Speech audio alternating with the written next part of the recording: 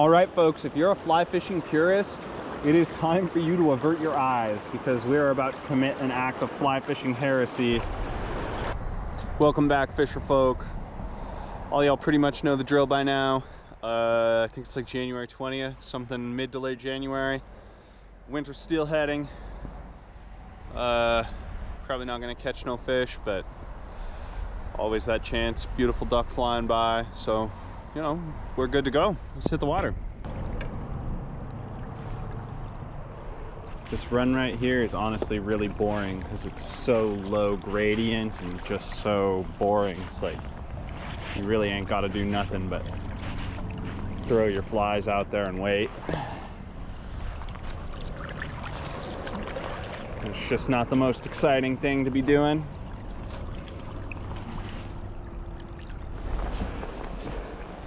We're also breaking snow. All the walking is like twice as hard as usual. Quick interjection. So, I had a scene in this video, in which I give you some important context, but after looking at it later, I decided that where I shot it just made it too obvious where I was at, and I'm trying to keep it, you know, that's not a huge secret, but a little on the DL. You got, like, there's lots of places steelhead. You can do your own research. So anyways, here is the context that you need for the rest of the video. I filmed this video immediately after Portland had our huge inclement weather time. So we'd had like tons of freezing. We got some really cold times with snow, and then two bouts of freezing rain in which there was ice almost an inch thick on everything. So that kind of shut everything down for a week. It was hard to get out, and then most of the rivers were blown out, except for I did manage to find one, which is where I'm at in this video. But because of that, the access to the river that I was expecting was closed. The gate was closed. So I had to park somewhere way far down and just walk a long way. And so you're gonna hear me talk about that in the video, but it makes a lot more sense if you have this context. Okay, let's get back into it. All right, in order to get further upriver, we gotta get over there somehow. Now, straight in front of me, I've never tried this before, so we're gonna take it easy. Straight in front of me, that's definitely too deep and fast. But I'm in some real shallow stuff, and it looks like there's a point here. So I'm hoping if I just wade straight up through the current in these rocks, I'll get to a place where I can cut over to the right and it's no problem. But yeah, today is an adventure with a lot of walking.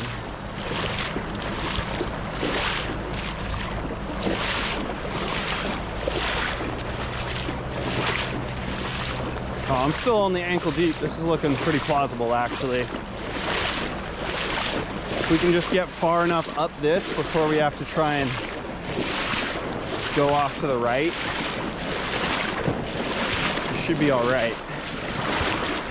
There's a lot of mergansers out today. It's almost fishable water that I'm in. It's shallower than I'd like, but almost fishable, to be honest. Good sized rocks for it.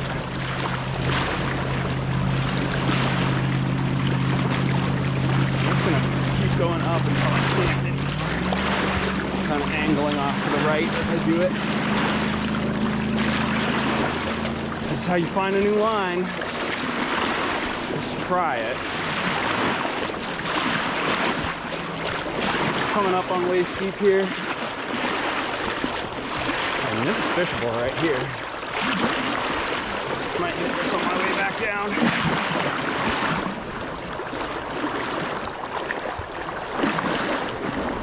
Getting to about what I'm able to walk in here. Start cutting to the right. On the way back. So when you're waiting, you always got to remember to think about how you're getting back. It's not always going to be the same or as easy. Let's get a shower again. You like that? So on the way back, I'll start in further up, and that way I'll have an easier angle that way off into the safe water over here, rather than trying to have to get across real fast and not get into this stuff. But this is actually going to be pretty easy, I think.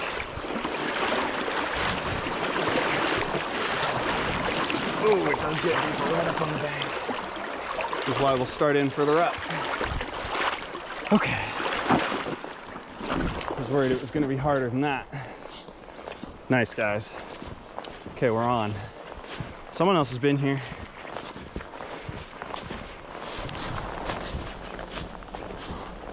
Guys, this is straight up awful. This is so hard. And there's so much further to go.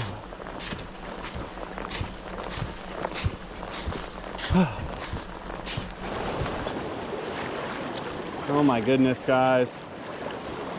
Never in my life have I more fully embodied the word trudge than that.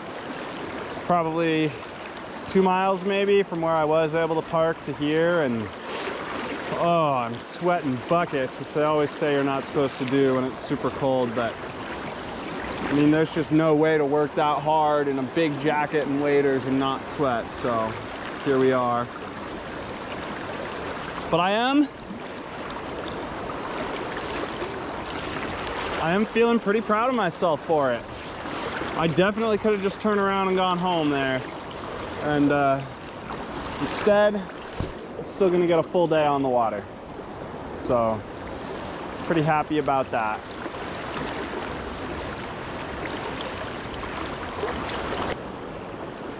All right, folks, if you're a fly fishing purist, it is time for you to avert your eyes, because we are about to commit an act of fly fishing heresy and throw this spoon on the spey rod.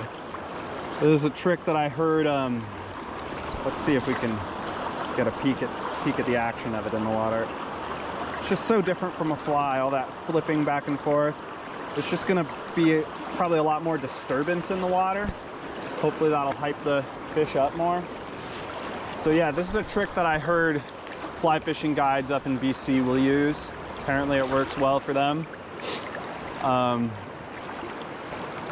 obviously, I'm not a fly fishing purist. I'm not above trying out something like this. I think it's fun to do new things. So, and I think it's a good way to learn about the fish that I'm fishing for, is to do new things. So I already ran a fly through here. So I'm just curious to see if something different happens doing this. So throwing that spoon, that is probably going to be something that I keep trying on and off all year, just to experiment and learn. So like I said, I'm not a fly fishing purist, and I really want to be just a good fisherman, just an all-around good fisherman. And the more facets to my game, in my opinion, the better. The more I know, the better. Like, if I was a good bait fisherman, for example, I guarantee there are lessons that I could bring from that to my fly fishing game, and I would be a better fly fisherman because of it. And to be fair, I am primarily a fly fisherman. That is almost all that I do, but I'm far from above putting on a spoon and trying something new, and I'm gonna keep doing it. So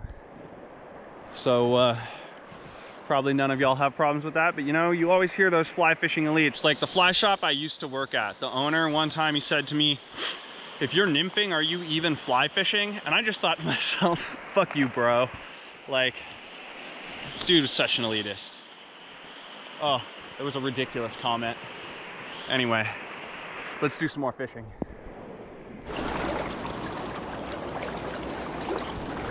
It's been raining, and the sun just came out all of a sudden. And let me tell you guys, so I have pretty bad seasonal affective disorder, and the sun comes out like that, and that's when I really notice how bad it is, because I'm just smiling. Like, all of a sudden I'm just smiling. I feel great. I'm like, oh, didn't realize how gray I was feeling with the gray of the clouds, you know? I love the Pacific Northwest, but sometimes it feels like every winter gets harder on me. Damn, the sun just makes me so happy. That feels so good. I'm just instant. It's astonishing to me. I've had this experience before. I'm just instantly in a better mood. Just bam.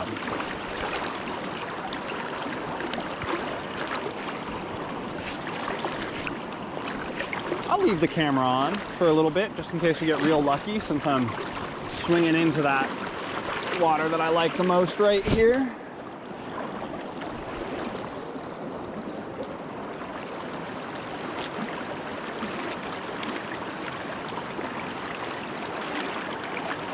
Yeah, it's just, I'm just lighter.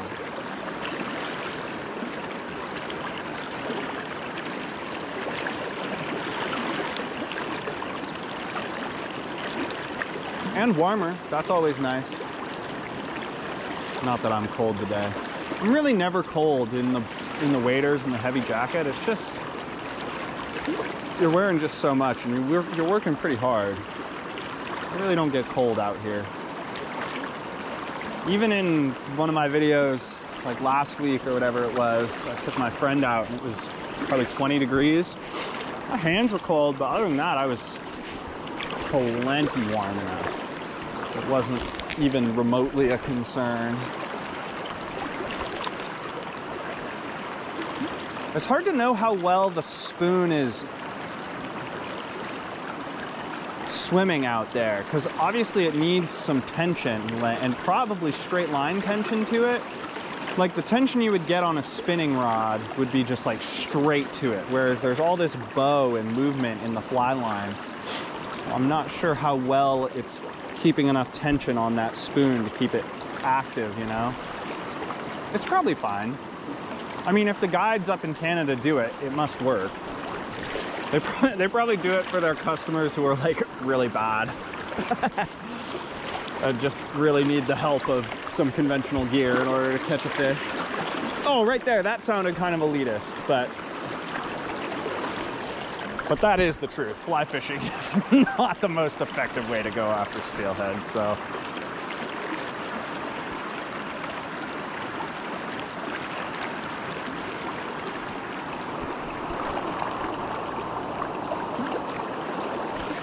That's perfect. That's it right there. Oh, I'm salivating. Like, give me a fish, man. But it's winter steelheading. You just don't get fish.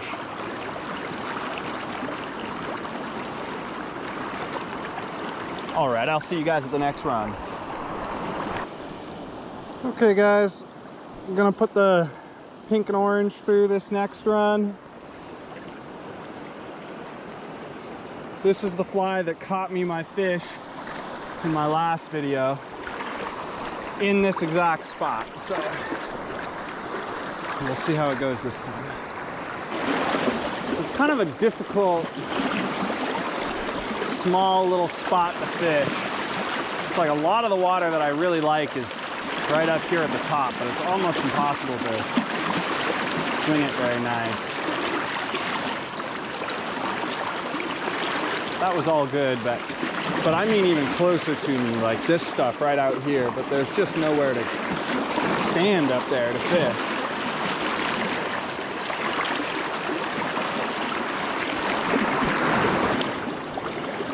Okay, we're on our second pass through, throwing the spoon, see if that makes a difference.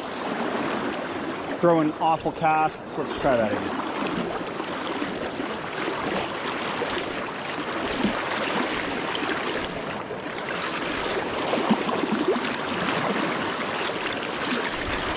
Go. That one's lazy. Made up for the one before.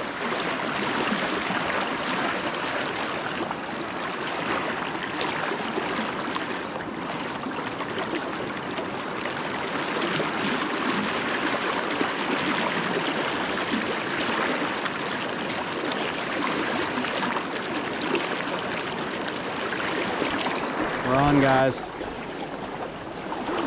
Oh yeah. The spoon found one. Oh, we're off. Son of a bitch! Oh, same spot as last week. That was the second pass. Oh, I don't know what I could have done about that. That's just... damn. I don't drop fish very often swinging, but... oh, that hurts. I don't get too many chances. Oh man, it felt like a rock at first, but I'm just starting to have finally hooked enough fish that I can kind of tell the difference. Oh, you pulled some line out on me there. Between when it stops and it's a rock and when it's a fish. Pretty light take though. Fuck!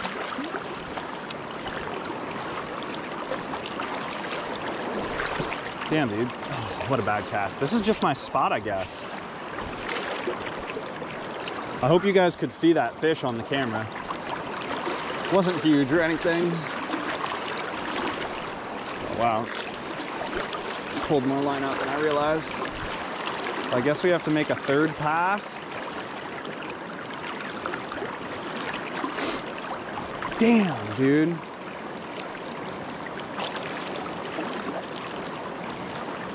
I haven't lost very many steelhead in my life. That sucks. Fuck. It happens. We were only, I don't know, 20 seconds into that fight. Came up to the surface and that was that.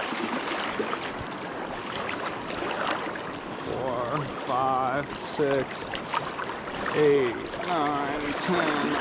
Well, he pulled at least a few yards of line out because that was more than I had out. And I'd already reeled in a decent chunk by now.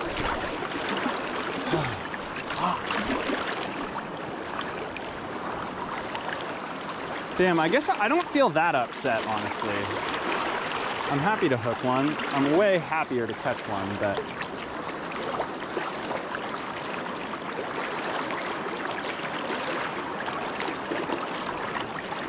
well, the spoon works. And this is my second pass. I already put the fly through, so. Shit. Oh, it's kind of starting to hit me. When I first lost it there, I was like, oh, damn, whatever. Now I'm kind of feeling like, oh, man. I mean, y'all know how it is, winter steelheading. That could be the last fish I see this year. Woo! What a bad cast. It's because I got to contend with that. Got everything stuck in there. Damn, brother.